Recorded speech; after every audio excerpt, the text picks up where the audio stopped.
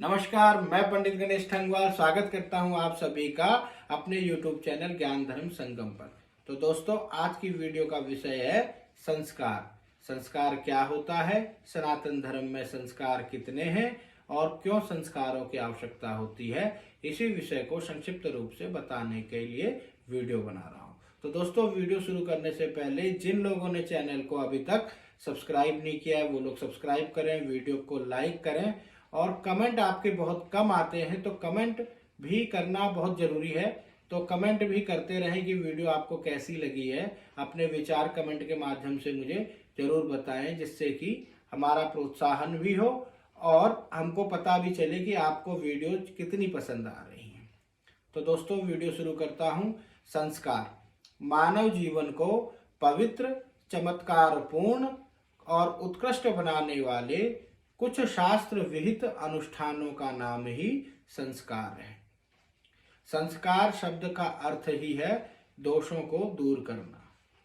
जातक जब जन्म लेता है उसके कर्म जनित जो दोष होते हैं उनको दूर कर कर धर्म, अर्थ, काम, मोक्ष, पुरुषार्थ चतुष्टय के योग्य बनाना ही संस्कारों का काम है। शास्त्र कहता है, आत्म शरीरा अन्यतर निष्ठो विहित क्रियाजन्यो अतिशय विशेषः संस्कारः। अर्थात संस्कार में शारीरिक एवं मानसिक मलों का अपाकरण होता है। अर्थात शारीरिक और मानसिक रूप से जो गंदगी हमारे शरीर में, हमारे मन मस्तिष्क में होती है, उसकी धुलाई का काम करना ही संस्कारों का काम होता है। सनातन धर्म में कुल 16 संस्कार बताए गए हैं।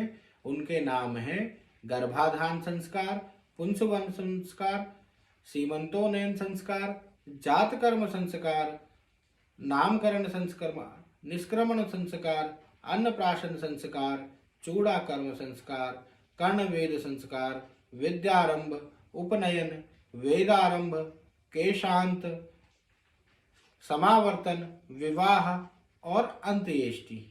ये 16 संस्कार सनातन धर्म में शास्त्रों में बताए गए हैं, जो कि जीवन के अलग अलग समयों पर किए जाते हैं।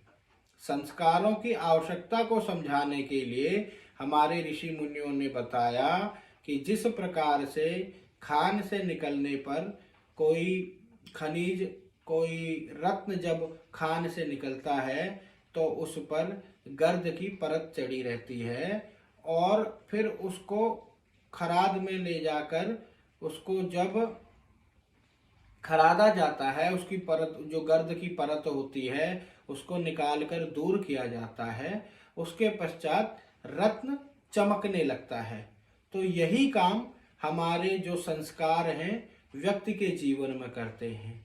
व्यक्ति के जातक के जन्म पर जब उसके मानसिक, शारीरिक गर्द की परत उसके ऊपर जो चढ़ी रहती है, जो उसके कर्मजनित कार्यों, कर्मजनित फलों के स्वरूप उसके ऊपर जो गर्द चढ़ी रहती है, उसी गर्द को हटाकर संस्कारों के माध्यम से उस गर्द को दूर किया जाता है और उसके पश्चात व्यक्ति का व्यक्तित्व निखर जाता है और वह धर्म, अर्थ, काम और मोक्ष, अंततः मोक्ष की प्राप्ति हेतु तैयार हो जाता है और भगवत धाम मोक्ष को प्राप्त कर सकता है।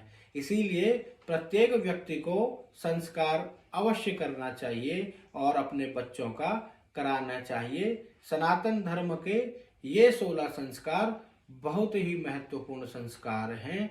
आज की वीडियो में इतना ही। नमस्कार, धन्यवाद।